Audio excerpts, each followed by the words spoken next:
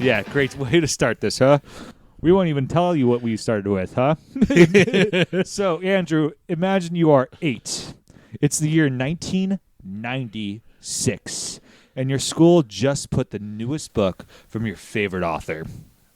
Even looking at the haunting cover frightens you a little bit, but the fright only excites you a little bit more. Mm-hmm. You can't wait until you are home alone in your bed to read it under the covers with a flashlight. That's a flashlight. What's that? If it's not attached to my phone, I don't know what it is. Ooh. It's A, not E. Flashlight. Aha! Oh, God, this is talking about an 80-year-old. You weren't alone, by the way.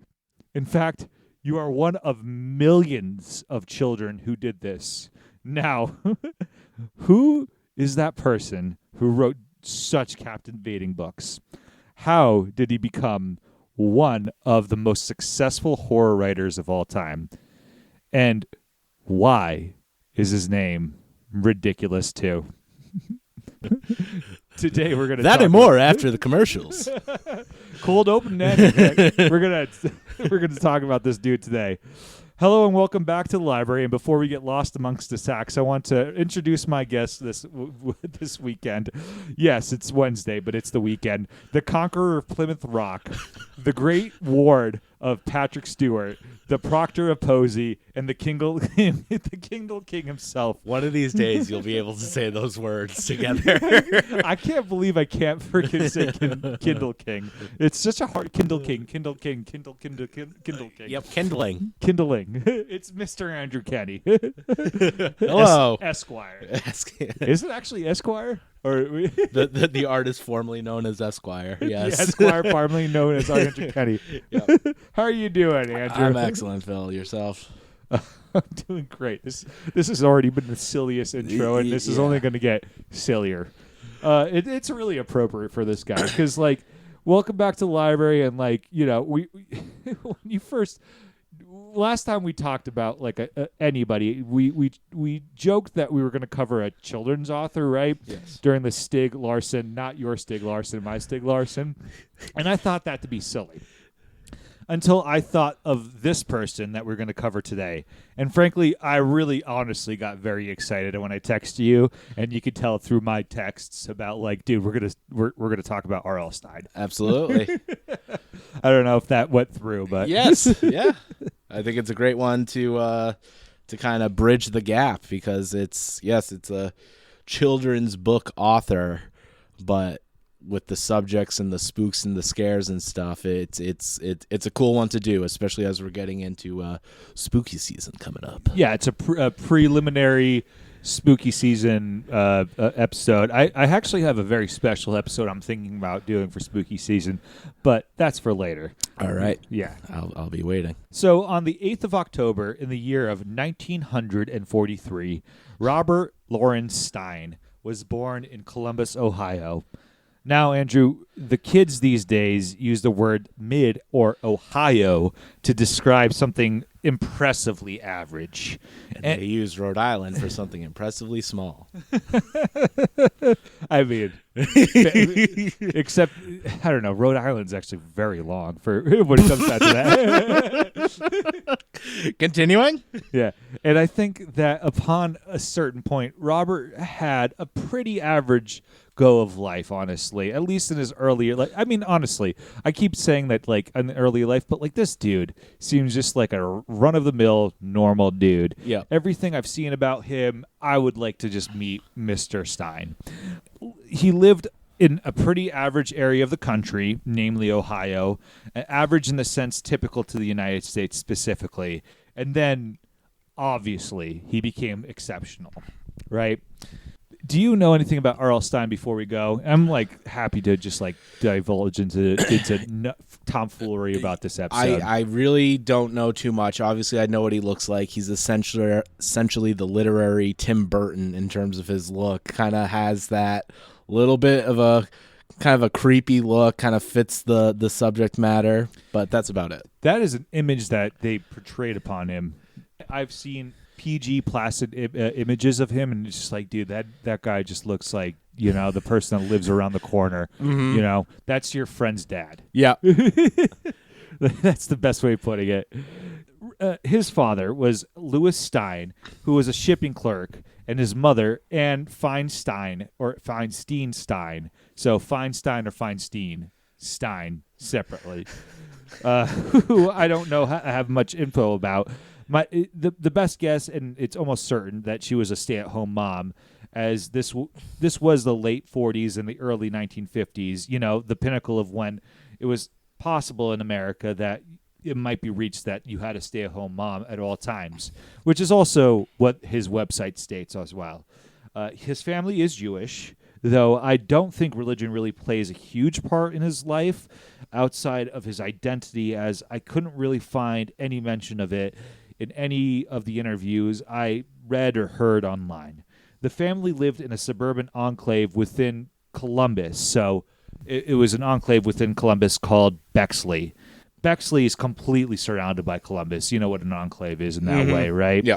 From what I can gather, and people in this area can prove me wrong, essentially as the communities around Columbus grew, they required access to water. The water in this area was monopolized by Columbus's municipal water system effectively. So suburbs scattered throughout the area that were able to access the water. Bexley specifically having a Lum Creek running through its borders, so they did not have to assimilate within the Columbus's border. And that's about as exciting as it gets. Bexley, to this day, is a predominantly white suburban town. With a large Jewish population, though, Protestant and Catholic Christians make up the bulk of the religion, with a handful of notable people who resided in it. It's in the way that, like, I don't know if you grew up in an area where there's a lot of Jewish pockets, but in Jersey it's the same thing. Like, one of my good friends was Jewish, and you just you grow up in a town and there's a third of the town is Jewish, everybody else is Christian. Yeah. No, I feel like I really don't know about Plymouth in that regard. I've just been surrounded by the old Catholic school upbringing, so kind of in our own little enclave there. Yeah, I mean, I was definitely surrounded by Catholic school upbringing. I did tell my mother-in-law yesterday that I was literally raised in 18 and 19 years of Catholic school, and it blew her mind. It was like, literally the entire time I was alive. So you could ask me anything that you think that Catholics live. Just give me a question, buddy. Yeah. She thought I was joking. So another alum of Bexley is a person named Josh Radnor. Do you know who this is? No. He's the actor who played Ted Mosby in How I Met Your Mother. Oh, okay. Yeah, now that you say who it is. Yep. Yeah, he was born in Columbus and grew up in Bexley. And honestly, the similarities between R.L. Stine's upbringing and Josh Radnor are pretty pretty similar, right? From what I could tell, they went to the same synagogue and the same schools and chose to stick to the arts. Afterwards, they start to diverge. So Bobby Law Stine, which is what I'm going to call him if I were in the 1950s and I was a kid living in Ohio, had a pretty normal childhood. Again, Bobby Law claims that he grew up very poor in that, quote, I had to wear my cousin's hand-me-downs. I had to wear my cousin's clothes to school. I think it made me very shy. It's one reason I liked staying in my room and writing, unquote. They were uncomfortable when I walked up the hill both ways to school. Yeah, seriously, that's basically what I got from that. According to his website, when he was 9, he discovered an old typewriter in an attic. With that typewriter, he wrote stories and little joke books, which is really important, these little joke books. His mother wanted him to go outside and play with his friends, but he preferred to write all his life. And to me, none of this indicates being very poor. Not disputing that money might have been tough, realistically, but living in this area at this time and having an extra typewriter in your attic shows that they had some disposable income, enough for extra technology. Mm-hmm. I'd say they probably were lower middle class, middle class, but you can dispute me later if you want to. Bobby Law, come at me. This is the second pod we've done where some young impressionable youth has been gifted a typewriter, and the rest is history. Yeah, it's a theme here apparently, but not for nothing. But like I grew up with a bunch of brothers. Like secondhand clothes is not uncommon, right? Bobby Law, self-admittedly, was an average student. He got mostly B's and worked harder at interrupting the class to make jokes than he did doing his schoolwork. He spent a lot of time drawing comic books, though his drawing talent was, again, self-admittedly, lacking. He was terrible at math. He hated physical education. He joked that the only sport he was ever good at was ping pong. A real gentleman's sport. Robbie Larry, which is what I would call him if he ended up being a professional ping pong prodigy, was a big reader as a kid. Unsurprisingly, he read classics like Edgar Allan Poe, but he also loved Ray Bradbury stories. It's Ray Bradbury stories. Ray Bradbury is the cool surfer in Burlington, Vermont that's waiting for that fucking tidal wave to come that never comes. Yeah, I'm Ray Bradbury. I just like hang out outside of fucking Barge Canal, and every once in a while we get like a huge fucking tidal wave, buddy. Yeah. Champ sends it our way. Okay, Ray Bradbury stories, which would be contemporary during his childhood. So Ray Bradbury is a pretty interesting dude. He's going to get his own thing one of these days. Being a kid growing up when he did, he also loved baseball stories, which I'm sure you love baseball, right? Like I am a baseball freak, yes, of course. Ohio, Columbus. What's the closest to that? For baseball? Yeah. Probably Cincy or Cleveland. So at the time, the Indians, now the Guardians, and always and forever the Reds for Cincy. Well, I guess if I was going to pick anything nowadays, it would be the fucking Guardians, but cheers. I don't know. I'll teach you about the America's pastime after the pod. Yeah, there you go. I'm a Mets fan. I'm a fan once every 10 years. Yeah, it's gross right now for them. Anyways, continue. Okay. So Robbie Larry also loved horror magazines. Loved them. He once said in an interview to Ohio Reading Road Trip, quote, "When I was a kid, there were these great comic books called Tales from the Crypt and The Vault of Horror," he says. "They were gruesome. I discovered them in the barbershop and thought they were fabulous. I used to get a haircut every Saturday so I wouldn't miss any of these comic books. I had no hair at all when I was a kid." Quote. That's awesome. I think he loved horror because he also stated that in an interview that even though he had a very happy and safe childhood, that he, quote, was a very fearful child. "I remember that feeling of panic. I used to have that feeling a lot," unquote. And horror and humor were ways for him to cope. Which, I mean, I feel like that's very, very common. Little H&H. Jovial Bob Stine, which is something that he goes by for a very long time. I saw that. I looked at the wiki just to figure out his age and saw that as his, like, alias, which pretty great. Yeah, Jovial Bob. Honestly, dude, like when you see him in his interviews, Jovial Bob, perfect description of him. I couldn't believe how happy this guy was. Okay. Like, yeah. Jovial Bob Stine, now feeling distinguished and thrilled for graduating high school, began attending the Ohio State University in the early 1960s. So his grades were good enough to get him into at least the Ohio State University after all. Robert, the adult that he was, admits that he hardly ever went to class. Instead, he was the editor of the university's humor magazine called The Sundial. "Hey, Bobby Skips over here working for the Sundial." "Hey, Bobby Skips, I'm just over here. Want to interview right now. Who wants to give me a haircut? Are you the Marines coming onto this campus?" "No. I'm sorry, Kent State's 100 miles that way." Oh, God. He was the editor for 3 years at the Sundial, right? Spending most of his time writing, editing, publishing, and distributing this magazine. He also became a lifelong football fan in college, which makes a lot of sense, being that nowadays the stadium at the Ohio State University seats 102,780 people, exactly, making it the 5th largest stadium in the world. That's crazy. I know. I put all these stats in here because it's important to understand American football, right, in a way, and like understand what we're dealing with as education. It's also the third largest stadium in America. The other two being Beaver Stadium. Okay. We're just going to let the air clean out a little bit. Yeah. Okay, so at Beaver Stadium, every time I learn more about Penn State, because it's the Penn State Stadium, the less real it seems to me. How the fuck do you call yourself like the Penn State Nittany Lions and then have Beaver Stadium and then like your town is just called State College? Yeah, they haven't had any bad press or anything though. No, so never. They're just fine. They're fine, absolutely fine, dude. Like I've got good friends who are Penn State fans, and like honestly, like everybody from there was absolutely devastated. Yeah, Nittany Lions, great. What the fuck is Beaver Stadium doing?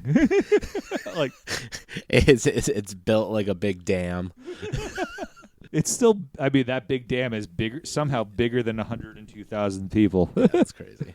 Andrew, you want to get the second largest stadium in the world? The second largest stadium in the world.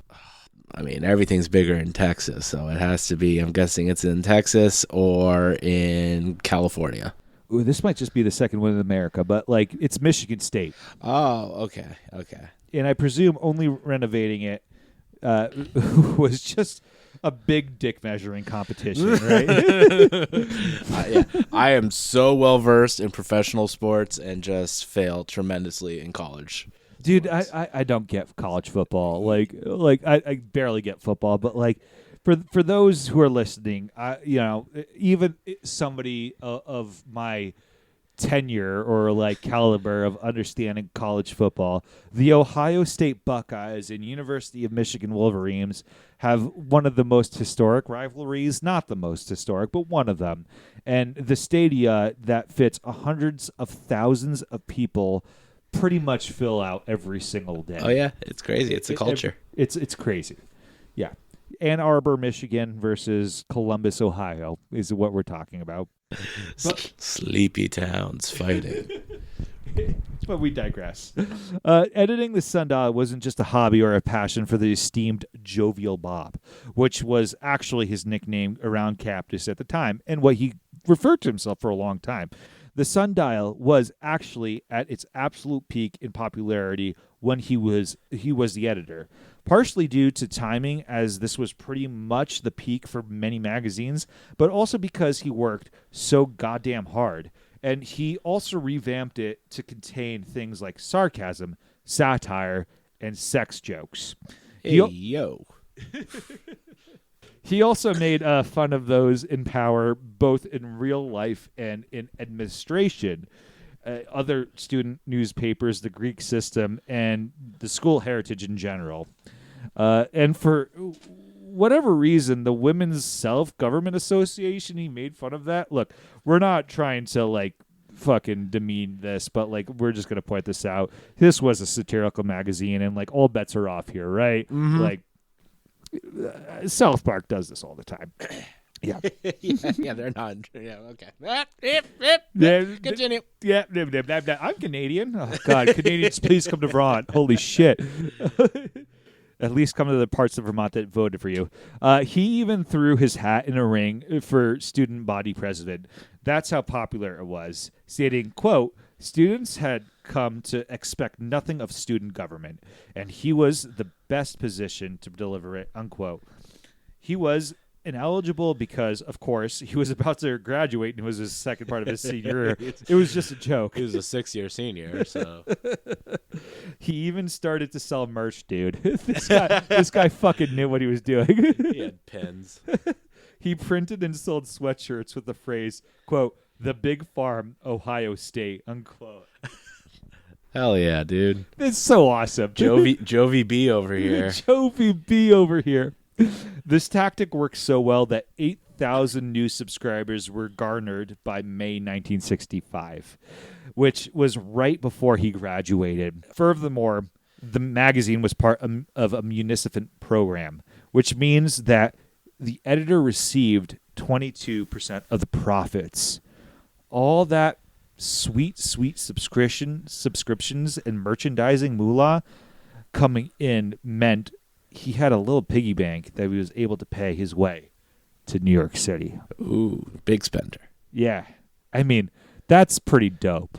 Like, imagine like anybody who's working in a magazine these days at college and like you are able to like make a profit out of something, and you get like a little bit of money off of it. I don't know. Like that's, and forgive me if we divulge a little bit too much from this, but like that's kind of one of the reasons why I think that, I don't know, like college students should make money off of their body if you're selling their fucking you're selling their body on billboards and Nike subscriptions, right? Like during any kind of sport. Yeah. Yeah, no, well, they're starting to make a little cashish. Archie Manning isn't going to be, well, Archie Manning's never been a poor human, but he's certainly getting a little richer down there. I literally have no clue. Peyton Manning and Eli Manning's nephew. Oh, cool. Well, range. I mean, Manning makes sense, Yes. but I literally have no idea any type of human being that's within the sports college realm, except for the ones I personally know. And trust me, they're not the ones making money. From Rutgers. Rutgers. No, I mean, at this point, I'm so detached from Jersey. Otherwise, I mean, yeah, like, dude, I don't know. You ruin your body when you're in your 20s. I did that, and I wasn't a professional athlete. Yeah. Same. Well, now he's in the big bad apple, right? Moving on. Bobby Appleseed's up in the Big Apple. Ooh, the distinguished Robert Stine, now a college-educated man, also knew you wanted to work for magazines, and you worked in a bunch. The very first magazine you worked at, his role was to make up interviews for fan magazines. He definitely had a business card that was bone. Look at the sheen. I don't know. Charlie Sheen. There's an American Psycho callback for Huey Lewis in the news got fucking absolutely wrecked. His music's awesome. That's a callback. There we go. Yeah. Have you ever seen the spoof from with Weird Al Yankovic about that? I don't think so. Weird Al Yankovic was Huey Lewis was the person who had the axe, and Weird Al Yankovic was oh god, what's his Jared name? Leto's character. Yeah, the weirdo. Is that a raincoat? You should watch it. All right. Okay. So, quote, I worked for this woman who had 6 movie and TV magazines, and she had to fill them up. And I would come into work in the morning, and she would say, do an interview with Diana Ross. Do an interview with the Rolling Stones. And I would sit down and make up interviews. Just totally make them up. You think, how the hell didn't you get sued? The interviewer at Ohio State Writers Talk asked this question as well. Robert's answer was very simple. It was a shrug. Basically, yeah, it was a shrug. Quote, no one ever sued anybody those days. These stars wanted to be written about. They wanted to be in those magazines. It was just really an amazing job, unquote. Further, he said, quote, I had to write really fast because I had to write 3 to 4 interviews every day, unquote. The job didn't last very long, mostly because he also admits he did a lot of stealing from other interviews. Kind of like what I did today, but I'm actually quoting the Ohio State here and giving a lot of credit. He would work here and there for a while, but like beginning of 1967, he also found love in New York. He married Jane Waldron on June 22nd, 1969. So he's working for a lot, like just fabricating interviews, this, that, and the other, and a lot of other things at the same time. Finding love, cutting corners, making a name for myself. I mean, it's Bobby the Big 60s Apple. in New York City. Yeah, dude, that's exactly the time to do it. They would have a son together in 1980, so we're skipping ahead a little bit here. But, like, you know, everything I read, they had a loving family life, which is nice for them. Again, this dude, pretty normal, just doing whatever he needs to do in New York City to get ahead, right? Nothing going on here. That's crazy. Shortly after he comes to New York, and this is where I am a little fuzzy about the chronology, but Bob Renzo Stine begins working at Scholastic Inc., now known as Scholastic Corporation. Now, I think this is the time that we have to dive a little bit into the history of Scholastic. Have you heard of Scholastic before we move on? Yes, of course. While it is true that Scholastic is very much a for-profit, publicly traded company on the NASDAQ and the S&P Small Cap 600 Market Index, they are a company that is pretty devoted to distributing books and educational material to schools, teachers, parents, and children. And that's how we got them. We got the Scholastic, the books of the month box, essentially. You would order what you wanted from their magazine. Yeah, absolutely. We mentioned Scholastic during our J.K. Rowling episode, and she will come back again, surprisingly. I mean, again, just because she's ever present, unfortunately. Scholastic is a company who found a gap in the market, honestly, needing to be filled. And in this case, it was mostly children's books and funny pencils, and made billions because of it every year. To this day, it is almost impossible to separate Scholastic from American childhood. I also know that they operate publishing houses in many other countries, namely the UK, New Zealand, and Australia. But if you grow up in the United States, there's a significant chance you went to a school that held a Scholastic book fair. Because somewhere between 115 to 120,000 book fairs are held each year, and that's a number each year from 2000 to 2020 itself, right? Like we don't have a lot of the new statistics, but that's an average. That's unbelievable. So before pandemic, but still. Yeah. If you add international book fairs, this goes up to 160,000 book fairs a year in that time period. Good on average heavens. a year. That's an unbelievable amount. Yeah. Now, this totals up to about 3.2 million total book fairs in the time frame that I provided earlier.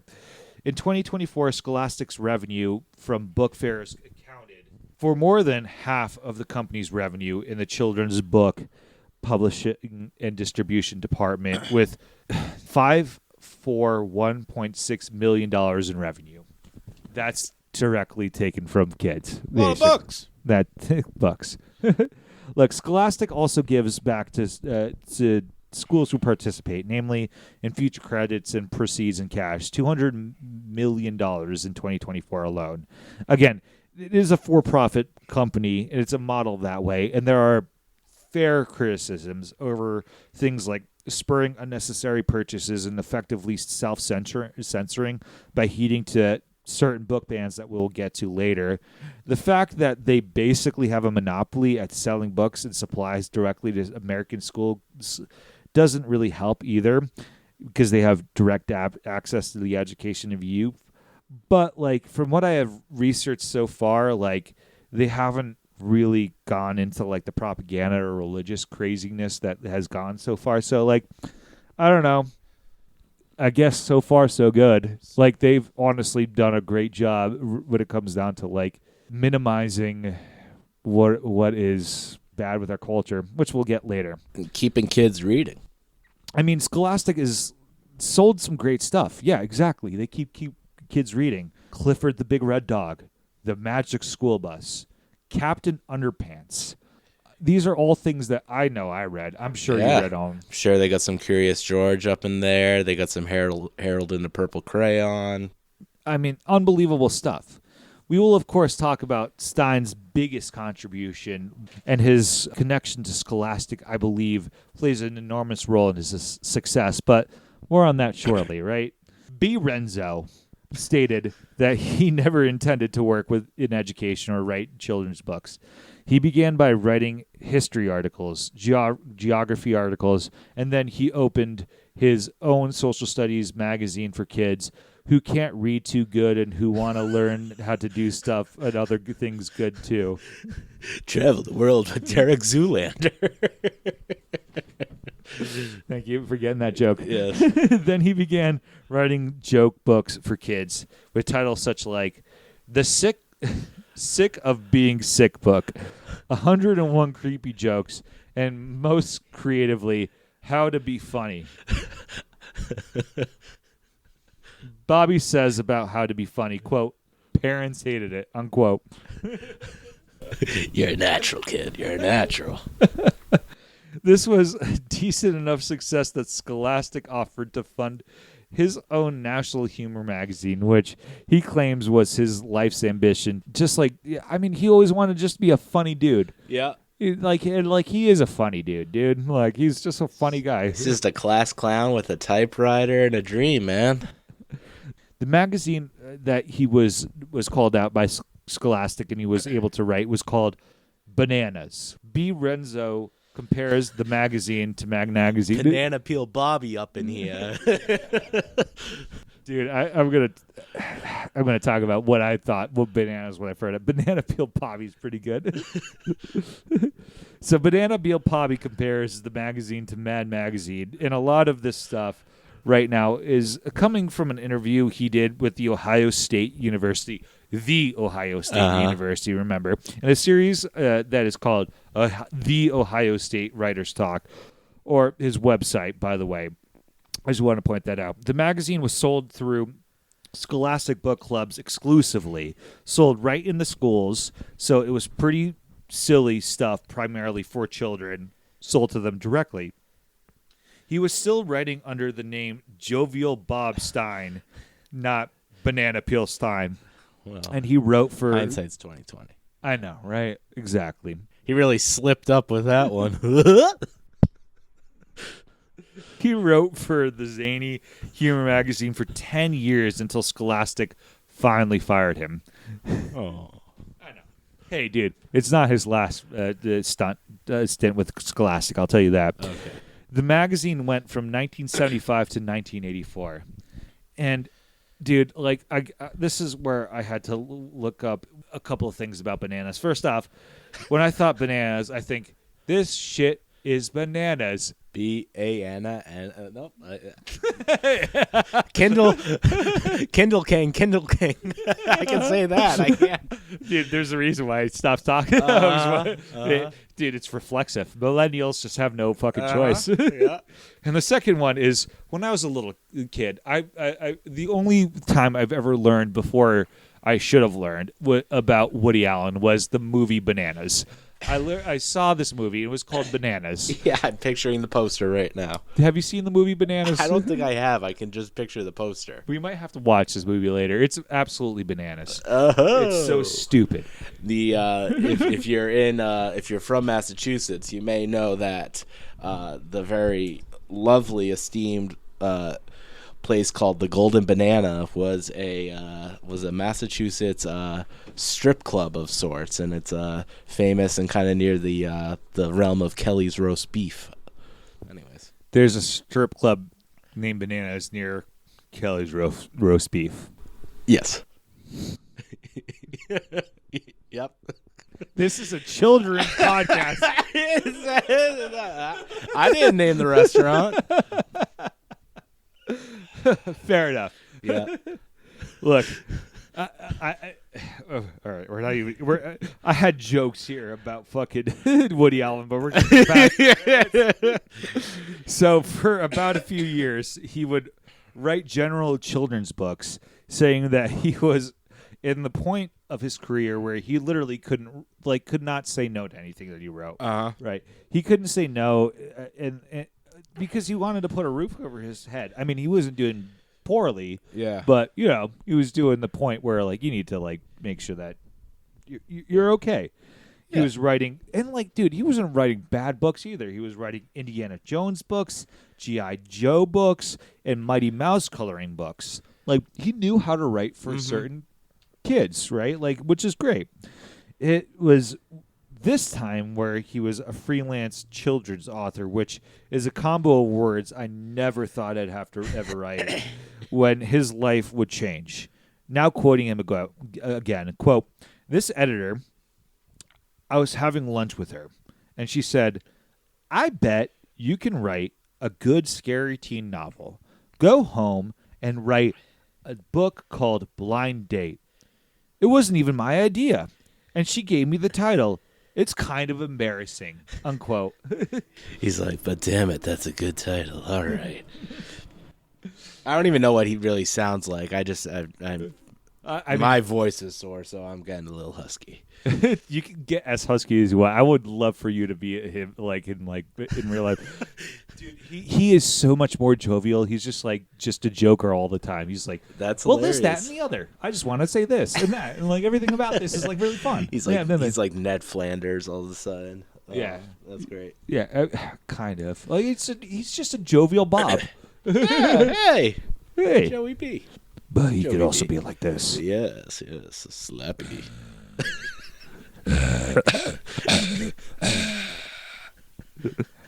Smoker's cough, Bob.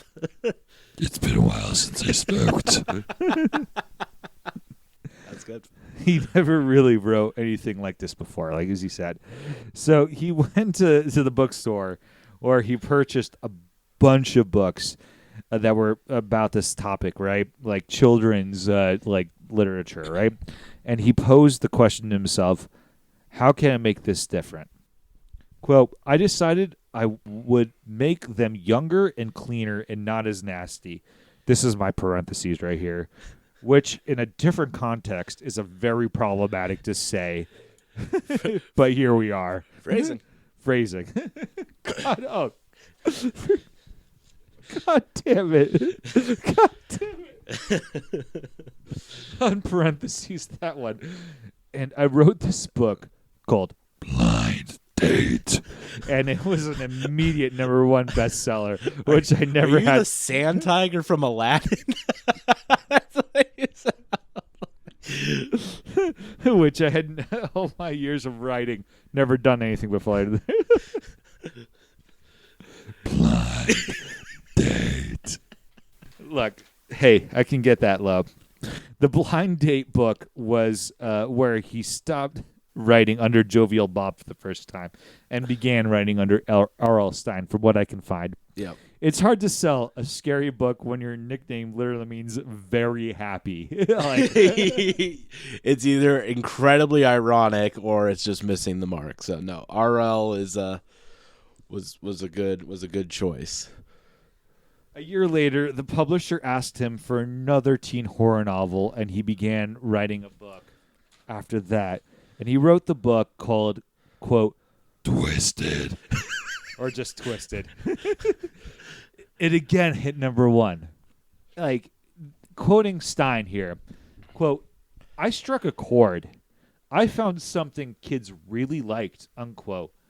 He would go to schools because he didn't really understand why kids liked it. And this is the creepy kind of person who goes, hey, why do you like this shit? Yeah, he's just in their locker. Somehow they open it up and he's, hey, why do you like it here? Huh? Hey, what do you like it here? Hey, why do you like this shit? Hey. Oh, boy. Hey, what's the last time you read my book? Continue, please. Look, I'm not trying to be creepy. This is a data entry that I'm trying to put. Look, the quicker you fucking tell me, the easier this is going to be for all of us. You're turning into Yoda somehow. Oh, God. This wasn't even a threat. My name is Young Yoda. Jesus Christ. Look, I struck a chord and I found something that kids really liked. That's all you need to say, and that's pretty still creepy out of context. Yeah. Well, yeah. Hey, dude, that was... Here we go. He's not creepy at all.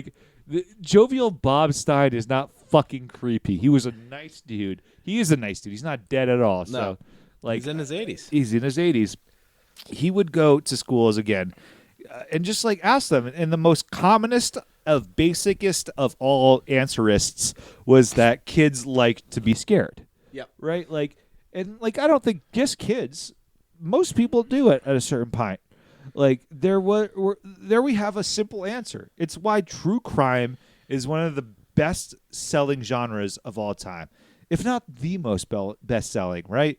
It's why goth girls still wear Invader Zim hoodies, why emos love Courage the Cowardly Dog. It's why... Muriel! Dude, I saw it's not even a friend of ours. Like just somebody I started following because of distant rugby fucking relations, and like he posted like this is a sad day, and it was like Courage the Calorie Dog is no longer on any streaming services. It's like it's on YouTube. I saw it the other day, and it's like it's not that sad. How old are you? 33? Like, dude, like You can find it, I'm sure. Buy the fucking DVDs. Like you're a millennial. Go to your local Strawberries or Cool as a Moose or Newberry Comics and find the DVDs. Yeah, I'll just find the DVDs, man. Now I'm Liverpool Bob Stine. a little Beavis and Butthead almost. Hey Beavis. Hey. What if we call him? What if we call him Bobby Stine?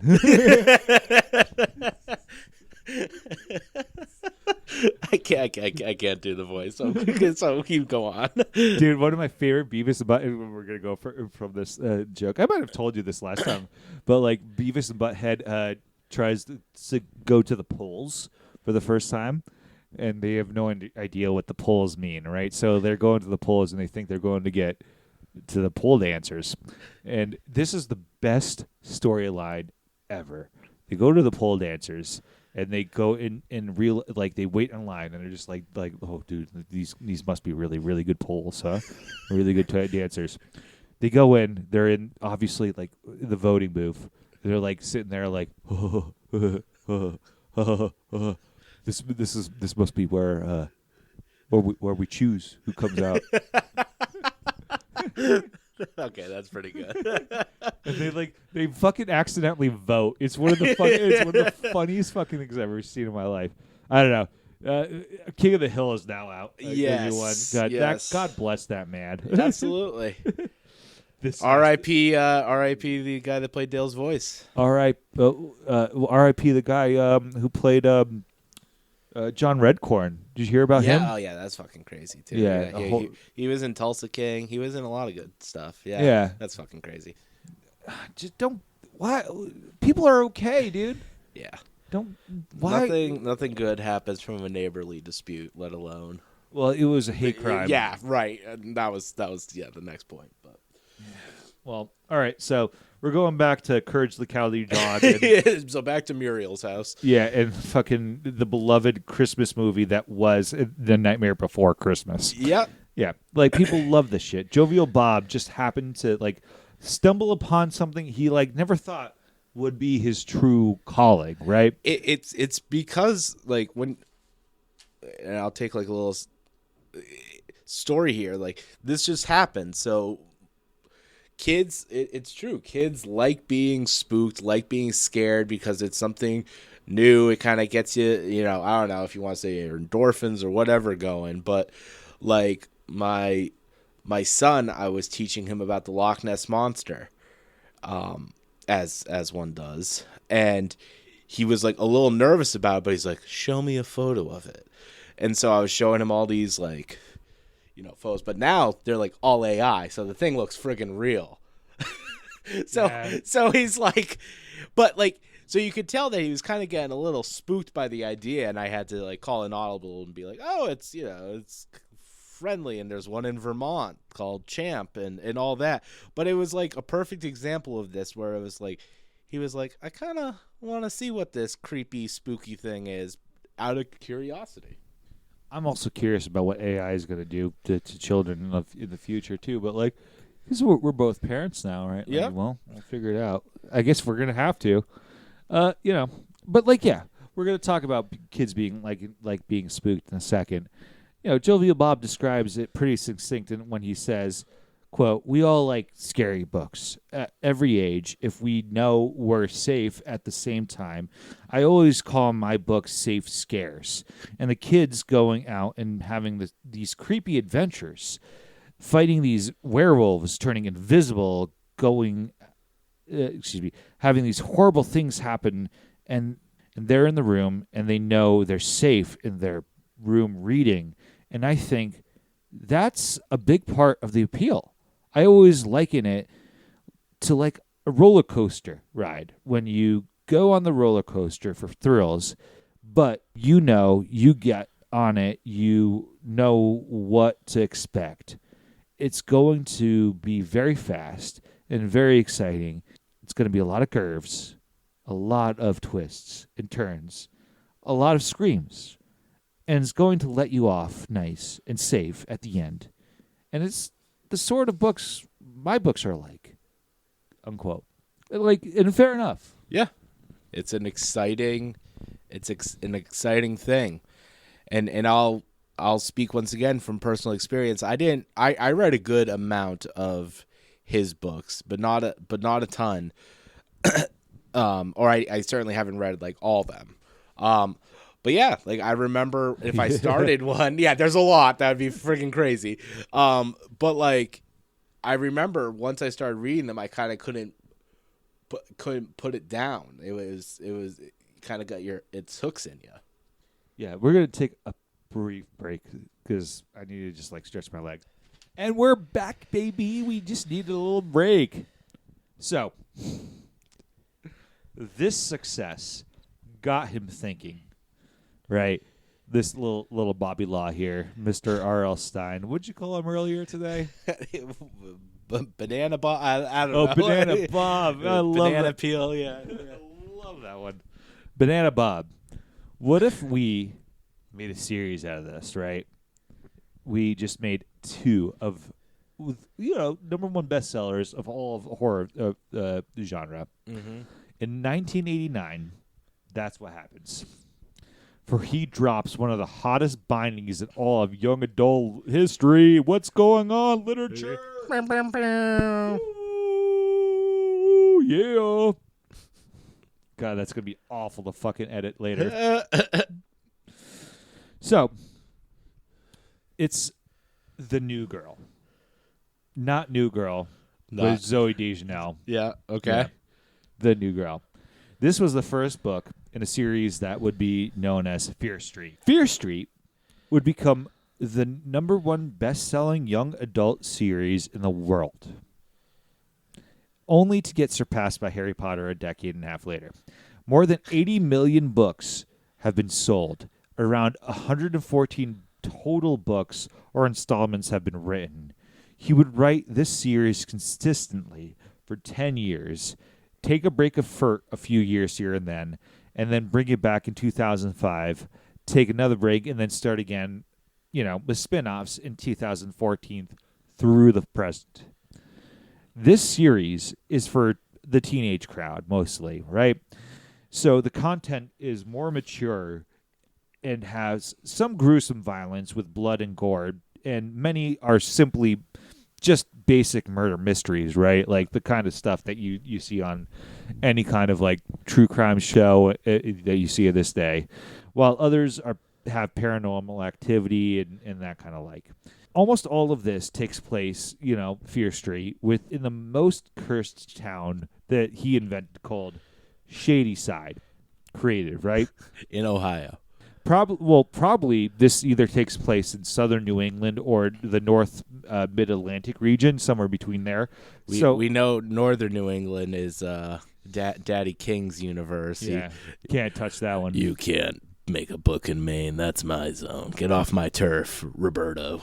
Southern New England or northern Mid-Atlantic. This honestly is our turf in general. Right.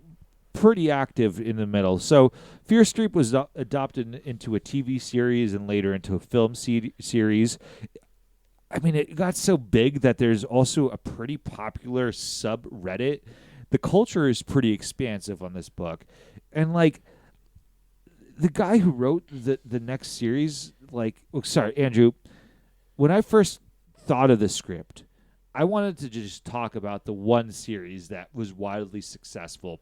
I had no idea he also wrote this first series, that also became one of the most popular young adult series in the world. I looked through, because one of the things, with me, I like to draw, I play an artist on TV somewhat. So I always was enamored with the art in the covers, and I was looking at some of them for the Fear Street, and I was like, oh, I guess I just thought these were all Goosebumps. Like I didn't realize until literally now, this morning when I was looking, that I was like, oh no, it's a completely different series. I mean, again, Jovial Bob, this dude, very funny guy. Our Renzo himself, when I was watching the interview, he was talking about somebody else that he worked with, and the interviewer asked him about him and was like, yeah, he's just like me, but he's actually talented. In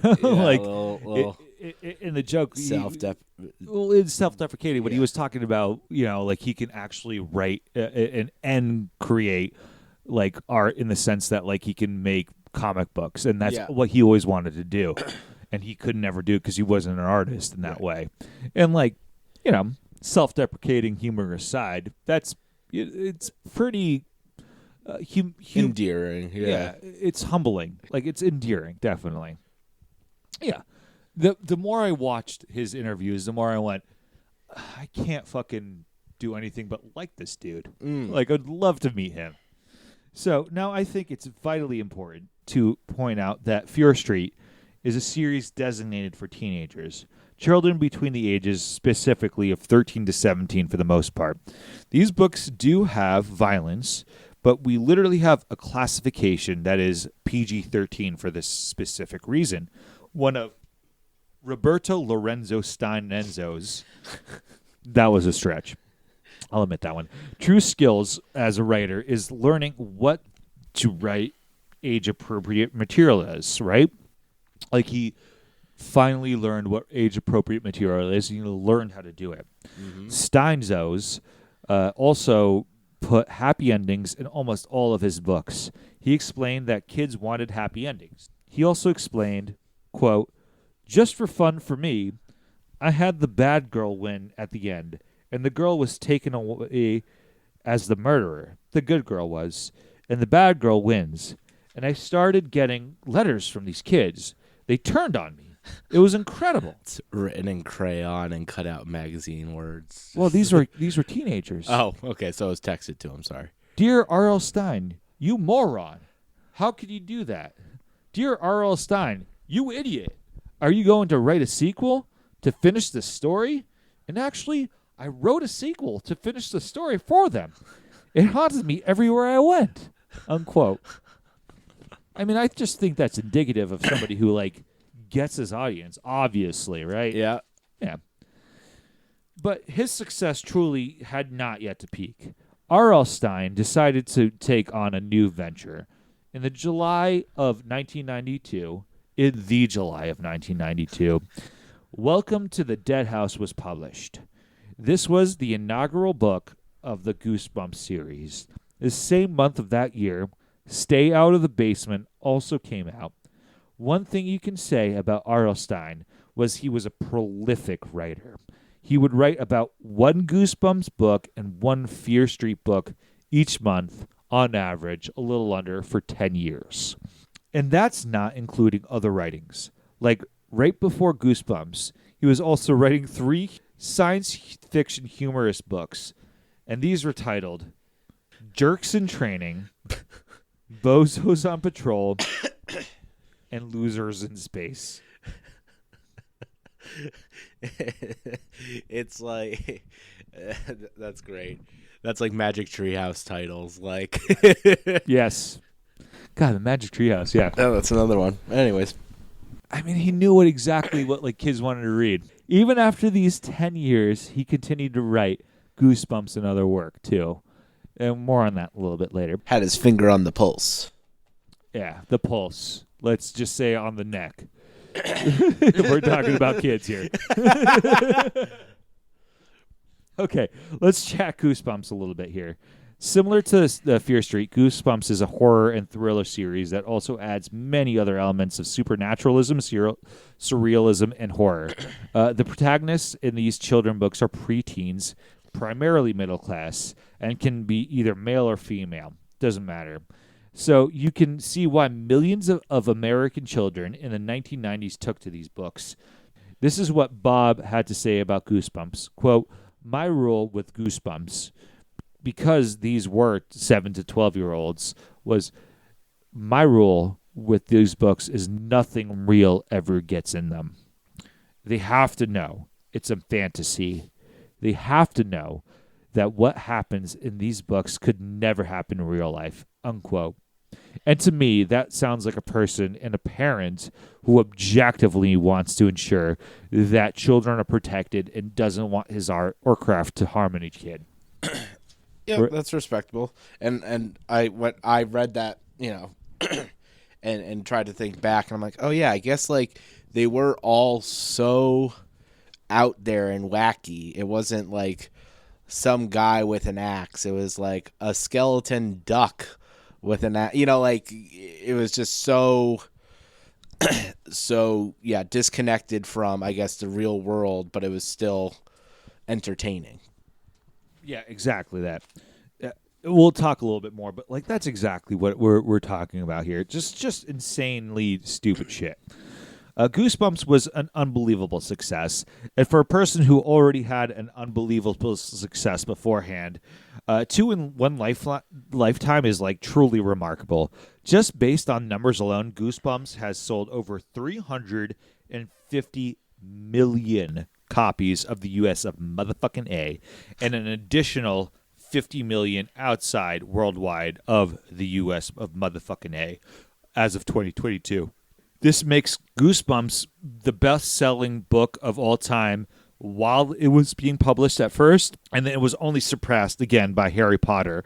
And this is not including Fear Street's additional 80 million books that was sold that already we spoke of, right? Like between the years of 92 and 97, which was when the original series was being published before any of the spin-offs, each book was selling between 1 to 4 million copies per month. And what's crazy about this, and I was thinking about that in connection to the Harry Potter thing, is yes, I know there are some reoccurring characters in his books, Slappy, yada yada, but like think about having that much success and pretty much every book being different characters, a different theme, a different area. Some of the the things with a Harry Potter or Lord of the Rings is you get invested in these characters, so you read the next book and the next book and the next book because these are characters that you kind of know and love. So to have that success essentially just on your name as the author and your past works alone is doubly impressive. Yeah, I mean, it is still a series, definitely, but absolutely. Like, you don't have that love that Right. you have in those characters. I mean, you don't love Slappy the fucking the doll at all. No, yeah, right. Like, and so once again, that's even more impressive. It's like it's not like a character you necessarily root for, but you keep, if there is a reoccurring character, it might be like the bad guy or something, and you're still coming back for that. So yeah, I don't know. It's a great point. Thank you, Andrew. Because like for lack of a better term, like I freaking loved the Weasley twins. Right. And like, well, it's beyond the point where it's a spoiler now. But like, when it was it Fred or George who died? It was right. Yeah, well, Fred, I think died. Fred died. George got his ear blown off. Yeah, that. God, it's been so long. I literally cried. Are you gonna watch? Are you gonna watch the HBO series? No, absolutely not. Why? Because it's not even like to go against J.K. Rowling. It's just because like, why would I watch something that like my entire childhood was just based off of? Like, I don't really give a shit. Fair enough. Like it's the same way that like if they make. And I think they are going to make another Lord of the Rings thing. It's like you already peaked. Right. It was the greatest thing you could have done. Mm-hmm. I don't know. Are you going to do it? I'm going to give it a go. We'll see. I'm setting myself up for disappointment possibly, especially because there is an American actor playing Dumbledore. But anyways, it's John Lithgow. So it's John Lithgow, huh? Yeah. The Trinity Killer is playing. There's no dancing at Hogwarts. Yikes. So this series was translated into 35 languages. It was a fucking gold mine for Scholastic. It accounted for 15% of the publisher's annual revenue in 1996 alone. Mm-hmm. When the original series stopped and sales started to decline, Scholastic saw a decline in revenue of about 40%. That's insane. That is. All these stats are taken from the website worldstated.com. I wanted to clarify when I say spinoff. I don't mean he took much of the break until he didn't take a break until 2000. The spinoff started when he was writing the original series and continued, of course. These are some of the names of the spinoff: Goosebumps Series 2000, Tales Give You Goosebumps, Goosebumps Triple Header. And, a lot of them include some of these other ones, but Give You Goosebumps was one of my favorite. This was the one that you choose your own adventure, right, at the end.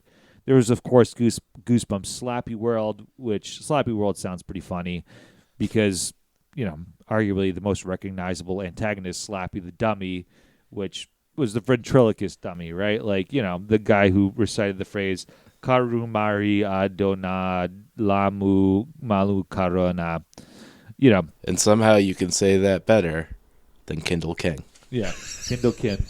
Kindle King. Yep, nope. Yeah, I'm just gonna let you have the humanities name. It's your kryptonite. It's right, Kindle King. There we go. I said it for the first time. Proud of you. Of course, there are also several TV series as well as 2 films. The original series were between 1995 and 99. Mm-hmm. Excuse me, 1995 and 98. Did you ever watch those? Yeah, of course I did. Yeah. This is just like how deep a layer this is. There was also books by him based on the TV series. Yeah. So I had the TV series knockoff, or not knockoff, but interpretation book for like Camp Nightmare. I remember. Oh yeah, and it had still images of the TV show. So it was like one of the only ones that actually had pictures in the. Anyways, it was a phenomenon. Like, it was another phenomenon. It was a huge success. It was the #1 kids show in America for every year that it ran. Yep. In those 3 years. There's a reboot in 2023, and it's still running, and you can hear it to this day or watch it in Netflix. Mm-hmm. The only thing that wasn't a phenomenon was the movies in 2015 and 2018, where R.L. Stine was played by Jack Black, which makes sense to me. All fairness, Jack Black can be funny at times. And he doesn't. Stein has a cameo in it. Yeah, he does. And they call him Mr. Black, so they literally just switch. It's so dumb. Switch names. I mean, it just doesn't match Jovial Bob's personality, I feel like. When you watch, actually, Jovial Bob, he does have that little creepy element. Yeah. And, like, I don't have that, like, element towards, like, fucking, I don't know, Jack Black. Why? Tenacious D, the banana of destiny. It was the banana of destiny. I tried to peel that shit, but it was fucking raw. And then the being a plantain, and I was in Dominica, and I got burnt because I'm white as shit. Okay. Sorry. We're covering everything. So it only took like immediately for the Goosebumps books also to begin being banned. One of the major factors is the protective parents who were around at the time in the 90s, right, were afraid that books caused their kids to fear, and that fear in general was not appropriate for kids or children to have that sense of fear. That children should be protected from fear entirely, and obviously too much fear can be determined, like this is obvious, right? Like too much fear can be detrimental for development and life in general. But like people smarter than me and like ourselves, namely the people at the PEN America Society, who raise awareness for protection of free expression, for the advancement of literature and human rights, state that like one's relationship with fear is, quote, a necessary balancing skill that needs to be self-calibrated over time, and Goosebumps help children to do that perfectly, unquote. And like I've been stammering through like that concept of like, you know, like fear as a kid is is tough. Uh-huh. Right? Like you have kids, but like, fear you're going to send your kid probably this year to like a Like go like into a a hayride. camp or exactly. like a hayride where they're going to see pumpkins and like spooky shit, right? Like I'm looking forward to that. Yeah. Like for mine, like she's obviously way too little, but Yeah, I mean, you need to. It's all a learning thing, right? You need to know up to know down. You need to go left to know right, and unless you're in NASCAR, and then you only know left. But it's one of those things. It's the antithesis. Nope, I can't say that word right now.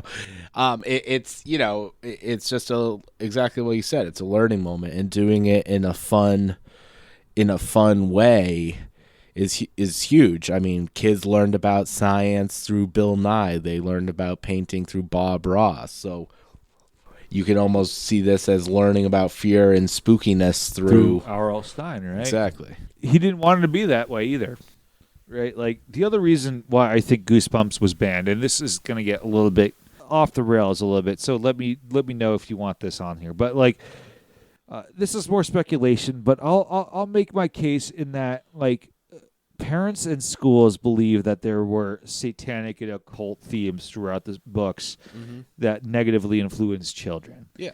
And now we're going to get into satanic panic, Andrew. Like, have you heard of the satanic panic? Other than the fact that it would have been an awesome, marketable band. And frankly, I'm shocked that I haven't heard of this metal band yet, but I'm sure that it's been out there. Yeah. It was that or Pantera for them, and they went with Pantera. Yeah. To summarize, this is a complex conspiracy theory propagated largely by like Christian fundamentalists who believed in a literal devil that could be found on Earth, that could be that had a physical or like take somebody else's being in a form. The satanic panic was genuinely a moral panic in North America that originated in the 80s and swept the nation until the late 90s, which is exactly when these book series were going. Yep. Many people who were swept up by this panic believed that there was a large group of pedophiles who were physically and sexually abusing people, mostly children, in the name of Satan himself. There were many allegations and conspiracies during this panic itself, including things like human sacrifice. This began from a discredited book called Michelle Remembers, where a Canadian psychiatrist named Lawrence Pasder used a debunked and discredited practice of recovered memory therapy to make claims about satanic ritual abuse, which involved his patient named Michelle Smith. And all of this is bullshit because, again, Michelle and Lawrence eventually got married after the book's success. This culminated in one of the largest trials in American history. This was shortly before, the O.J. trial. So, this is where we are at. Called the McMartin Preschool Trial, where the social worker that was interviewing these children of 4 or 5 years old by herself was doing leading questions, accusing like the kids' preschool teachers about like abusing them in the name of Beelzebub, Mephistopheles for others, Satan for most, right? Like all of this ended up being bullshit. It was 3 years and it ruined the school teachers' lives. It was the most expensive trial in all of California history, one of the most expensive trials in all of American history in general. And like, I don't know, something close to 200 people were imprisoned due to the fervor of this. And like, none of them had concrete proof. Huh. None of them had it. There was zero real proof. And the only time that might have happened was when, what's that show? True Detective. All right? Yeah. And like, that was still bullshit. Like, a lot of that wasn't true. Like, which is crazy. I digress. So Goosebumps was, in itself, a paranormal content, certainly did not ease the people who believe in these bullshit conspiracies. And here, I'm just going to let statistics a little bit show what I'm talking about. The research now comes from American Library Association, an organization that, among other things, keeps data about the most challenged books starting in the 1990s, right? The most challenged in the way that they were challenged by adults to make sure that they were out of libraries and circulation. They classify each book challenged by reasons that include anti-ethnic, cultural sensitivity, racism, sexism, anti-family, nudity, offensive language, other offensive item, abortion, drugs, smoking, alcohol, gambling, gangs, violence, suicide, homosexuality, sex ed, sexual explicit, political viewpoint, religious viewpoint, occult or Satanism, unsuited for age group, inaccurate, technical errors, and other objections. Right, the other objections being one of the holding point for a lot. Now, the three top reasons, generally speaking, are almost always going to be offensive language, sexually explicit, and unsuited for age group. Which, fair. Yeah. Fair.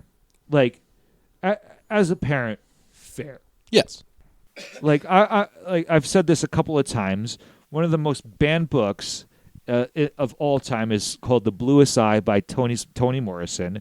Toni Morrison being a wonderful author. She is an author who won the Nobel Prize of Literature.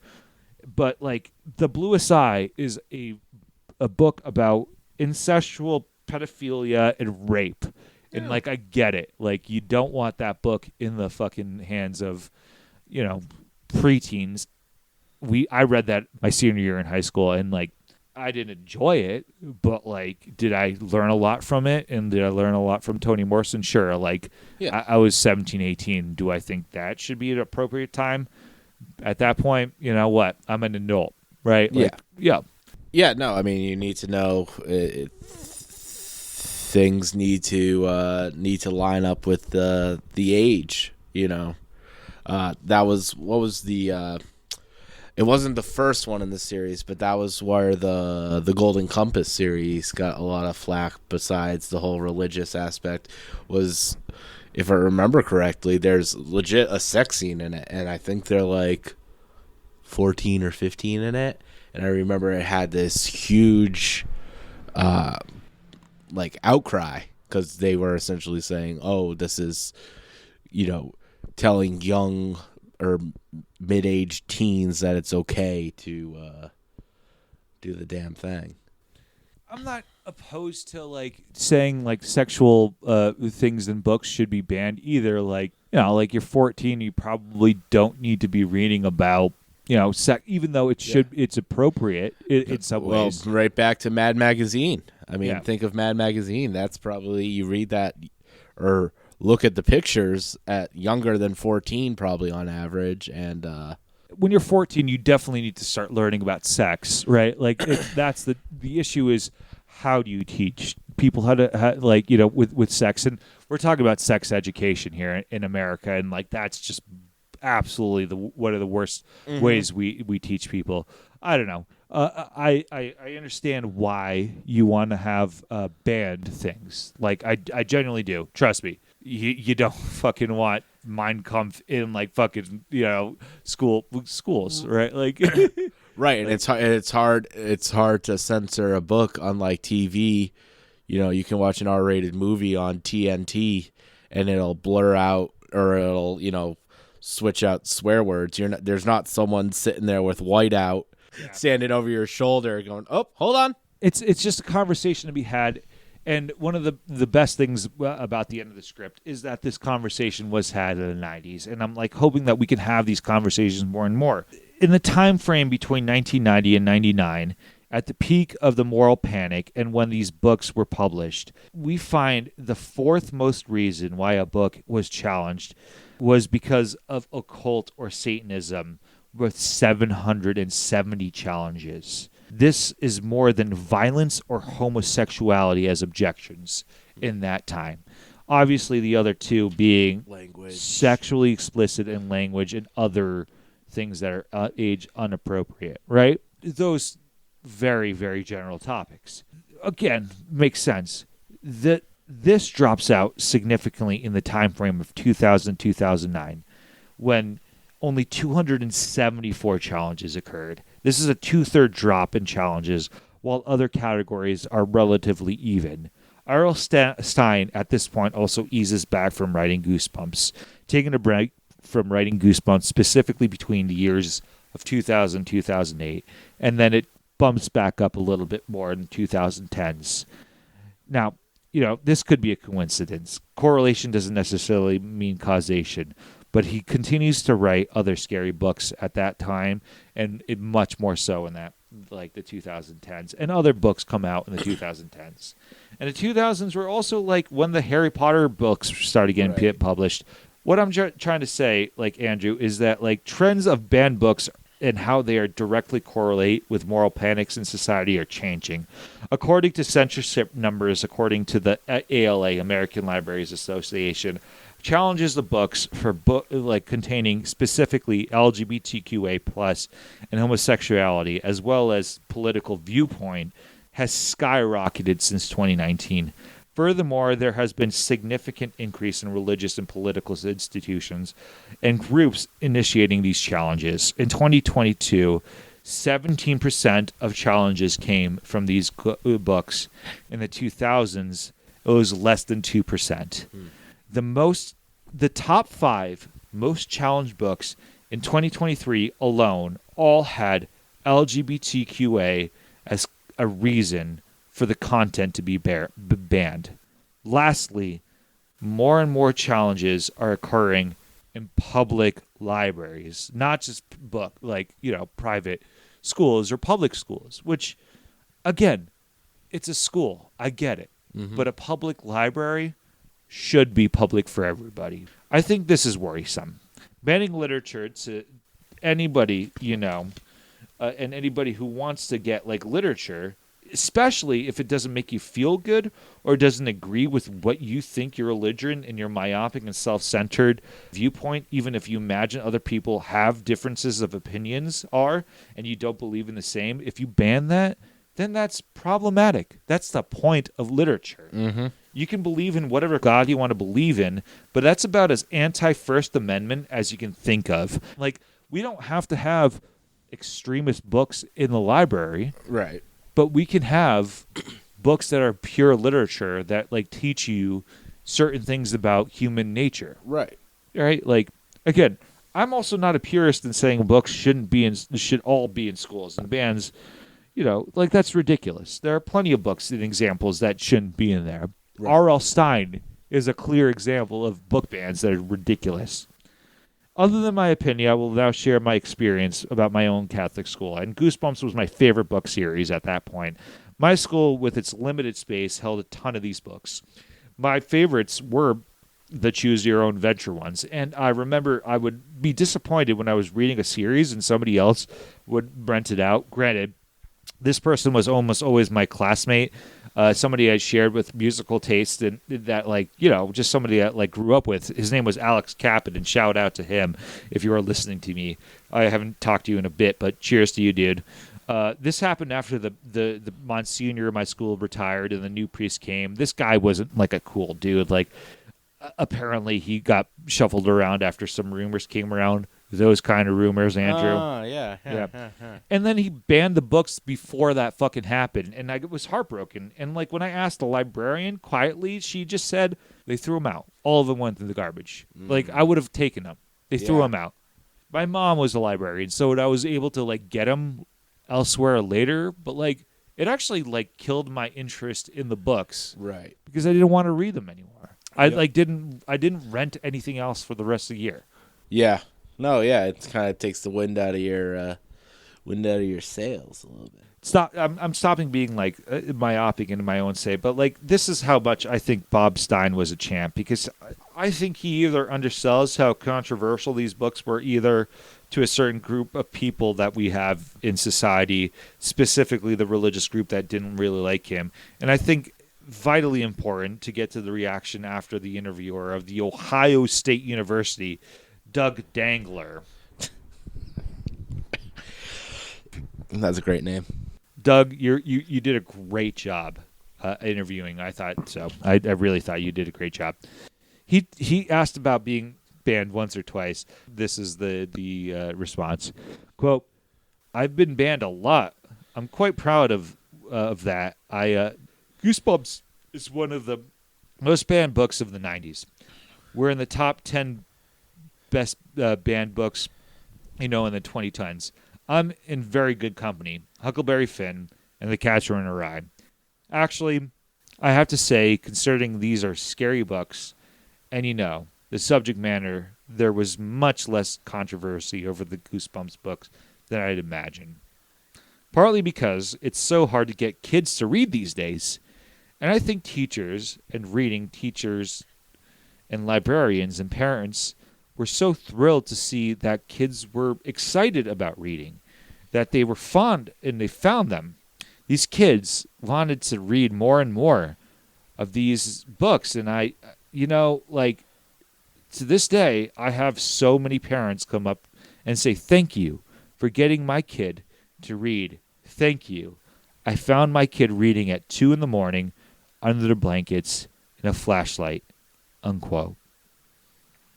And this might be an exaggeration, but one of the last things I want to say is that about getting kids to read more and more. I watched the C-SPAN coverage about a debate in 1997 from Minnesota School District where kids and parents, and dude, this is C-SPAN, so it's as exciting as you think it is. Hell yeah. C-SPAN of Minnesota's the district, and a single father with a daughter in public school came up to the podium to say because he was at work so much, he doesn't have time to read to his daughter, and that these books, Goosebumps, are the only things that she liked to read.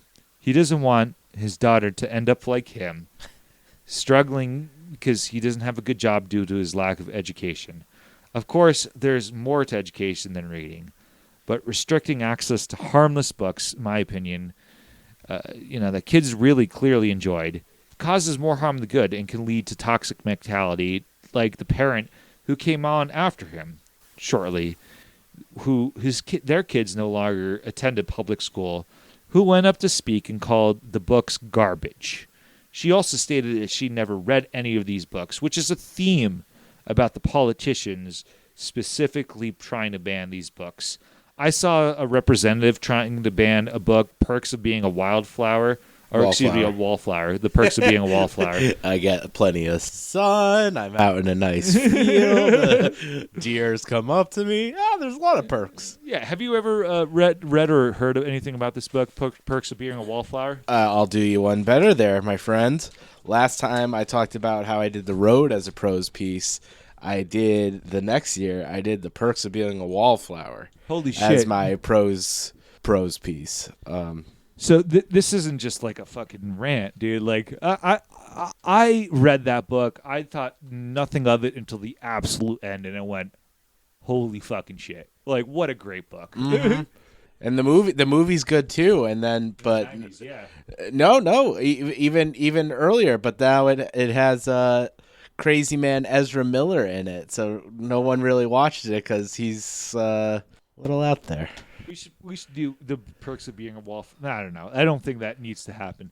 I think that this is going to explain exactly. It's a good shout out for it. Yeah, because Perks of Being a Wallflower is constantly being, to this day, banned for its quote unquote sexual reasons.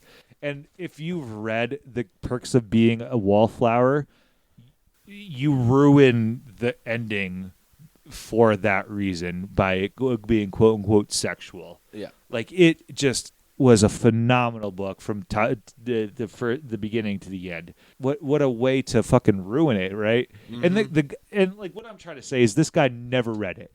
It's just it's a despicable book. It's one of these books that you should never read. It's dude, right. It's an assumptions kill. It's a book about and we're going to ruin it right now at the end, but it's a book about somebody who was sexually molested and he's trying to figure out what happened in his life. Mm-hmm. And you don't get it until the ending of the book. You think it's a despicable book, then fuck off. To end it on a nicer note, one of the girls that also spoke, she said that librarians weren't forcing any of the kids to read any of these books.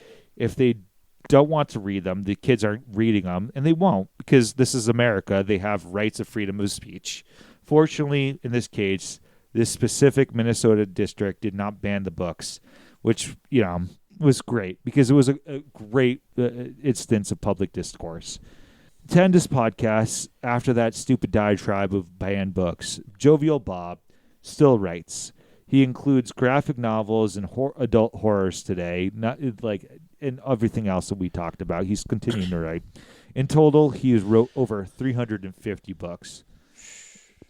I wish I could write that. That's unbelievable. I didn't get into the estimate of his wealth because, it's got to be substantial. Yeah. I also didn't find anything that he publicly said politically either, which is awesome. At the age of 81, now a grandparent, he lives in Ohio, still kicking it and living large. Here's some plugs. The Ohio State Writers Talk interviews that I found when it comes down to resources. R.L. Stine's personal website. There was a PBS article, I Never Planned to Be Scary. Deep Dark Secret of R.L. Stine. Again, I Never Planned to Be Scary on NPR. Words Rated magazine, website. Ohio Road Trip Online. C-SPAN Goosebumps series, Appropriations Hearing. American Library Association, PEN America, and then a series of wiki articles. And then I'm going to plug some Patreon shit. That's my Lost in the Library podcast on Patreon. Also, any questions, please just send things in lostinthelibrary.com. That's all I'm going to plug. It's a long day. We've been recording for a while. And Andrew, do you have anything else you want to say? No, I'm glad we did this one. He's a more interesting character, and I think he has a pretty big connection to just kind of the youths. Now that we're in our 30s, we kind of grew up with this, and the fact that we're still talking about it and he's still cranking it out, I think is a testament to his work. And he's just a smart cookie, a smart banana. He knew exactly what to write for whom, which is a skill for sure. Mm-hmm. All right, we should end it. Which do you have a favorite one of his? Oh, I'll tell you which ones I hated. Okay.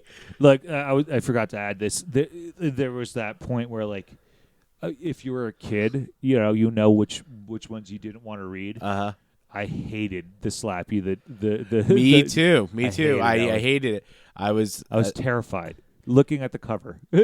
Yeah. No, I was. And I still am a big animal guy. And so when you're a big animal guy and you're reading about quote unquote horror, the werewolves are right up your alley. So yeah, I was always a big fan of those ones. And the one with the dad turning into a plant in the basement. Shout out. I loved anything that was choose your own adventure. Yeah. Good shit. So you're going to let your kids read these? Yeah, absolutely, on a Kindle. Fair enough. Yeah, I'll let Quinn read them when she's 9. 9 years from now. All right. Cheers. All right, later.